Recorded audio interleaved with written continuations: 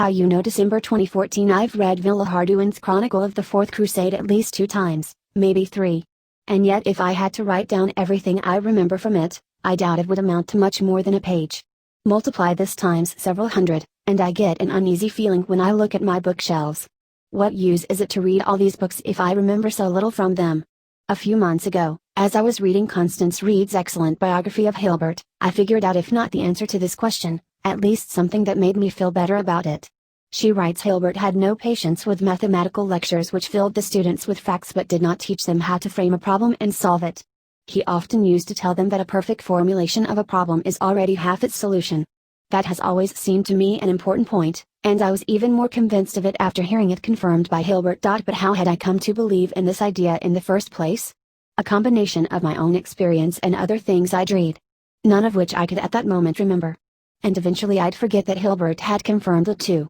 But my increased belief in the importance of this idea would remain something I learned from this book, even after I'd forgotten I learned it. Reading and experience train your model of the world. And even if you forget the experience or what you read, its effect on your model of the world persists. Your mind is like a compiled program you've lost the source of. It works, but you don't know why. The place to look for what I learned from Villehardouin's Chronicle is not what I remember from it, but my mental models of the Crusades, Venice, medieval culture, siege warfare, and so on.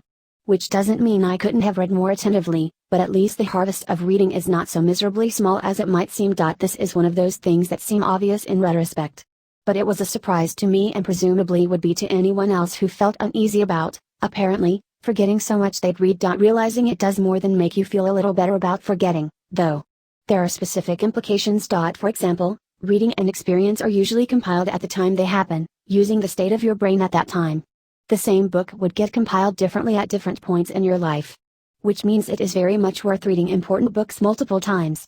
I always used to feel some misgivings about rereading books. I unconsciously lumped reading together with work like carpentry, where having to do something again is a sign you did it wrong the first time. Whereas now the phrase already read seems almost ill-formed. Intriguingly, this implication isn't limited to books. Technology will increasingly make it possible to relive our experiences.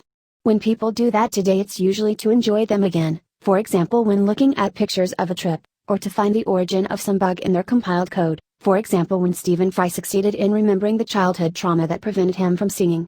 But as technologies for recording and playing back your life improve, it may become common for people to relive experiences without any goal in mind, simply to learn from them again as one might when rereading a book. Eventually we may be able not just to play back experiences but also to index and even edit them.